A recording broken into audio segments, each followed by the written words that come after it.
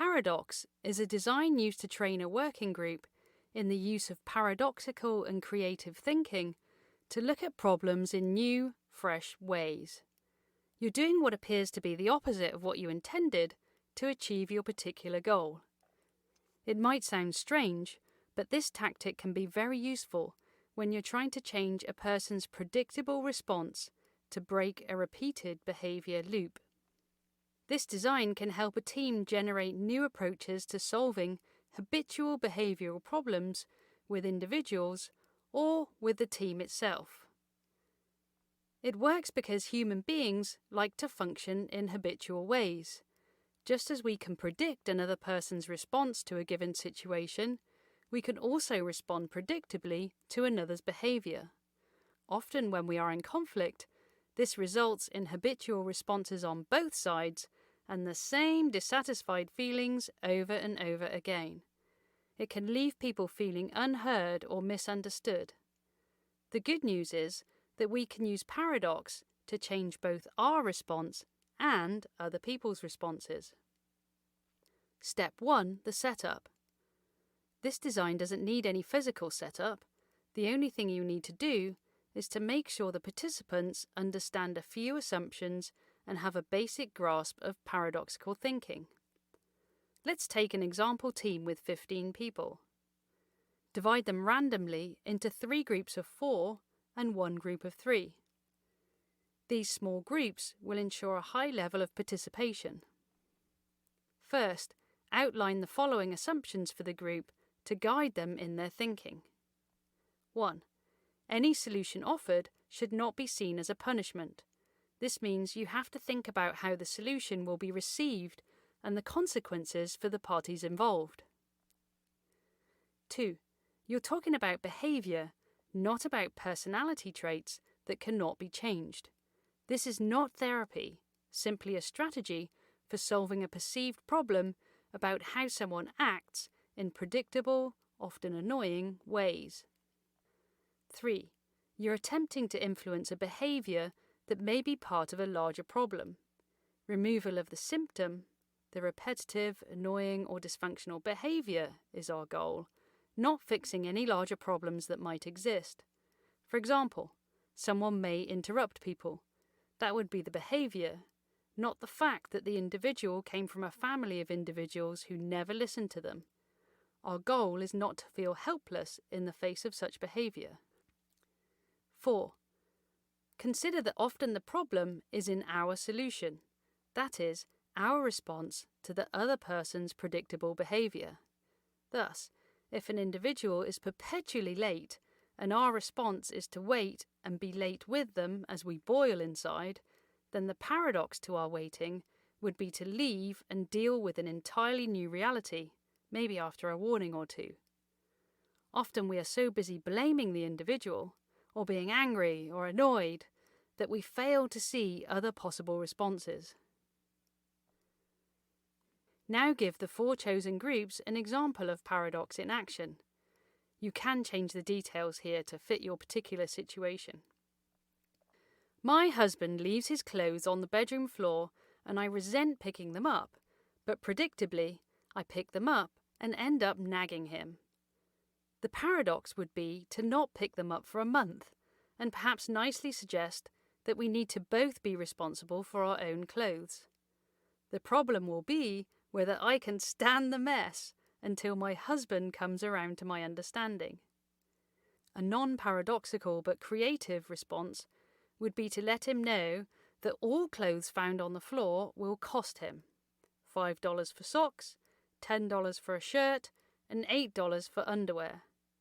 Again, the problem is often in our predictable solution to the problem. Picking the clothes up with no consequence was clearly my problem. Being willing to change my own behaviour can solve the problem and also influence the other person. Or there is the story of 8-year-old Billy and his parents. They both work, and the one way they have family time is to all go shopping together on Saturdays. One day, on returning home from shopping, the parents were putting away groceries and the father smelled something burning. He rushed into the living room and saw Billy lighting the drapes on fire. He yelled and scolded Billy, but this didn't help. Billy lit 4 more fires in the next 2 weeks. A therapist suggested that they paint a large metal oil barrel and put it at the end of Billy's bed. Then every night for 2 weeks, they were to build a small fire in it, sometimes singing campfire songs, roasting marshmallows, or telling stories. After the 4th night, Billy said he didn't want to do that anymore, but the parents told him they were having such a good time that they wanted to keep it up. By the 6th evening, Billy was hiding under a pillow at the other end of the bed. Billy's fire setting was a symptom of the real issue. The therapist suggested that Billy simply wanted more attention, more fun with his family. The parents' solution to not having enough time for Billy was to use shopping as his fun time, and this became the problem. It was an easy fix for the parents, combining doing the chores with spending time with Billy, but that left Billy feeling left out and not cared for. A little creativity solved the problem once the parents recognized that their actions were causing it. Step 2, the directions. In the 4 small groups, have the participants share a number of situations they have with anyone at work or at home that drive them crazy. It should be aggravating, behaviourally defined, and predictable. Make sure they outline the following in their discussion. 1. What does the individual do, their behaviour, that is predictable and annoying? 2. What is your, and maybe others', response to the behaviour? This is predictable as well. 3. What is the outcome or consequence that is not helpful? 4. What is the specific behaviour in the other that needs to change? 5. How does your behaviour in response to the person's behaviour also appear to be predictable and part of the problem? Tell the participants that they have 20 minutes to share their situations together and pick 1 or 2 to share with the whole team. Step 3, the creative response. After 20 minutes, get everybody back together in their small groups. Ask the first group to present one of their chosen predictable behaviours that demands a solution.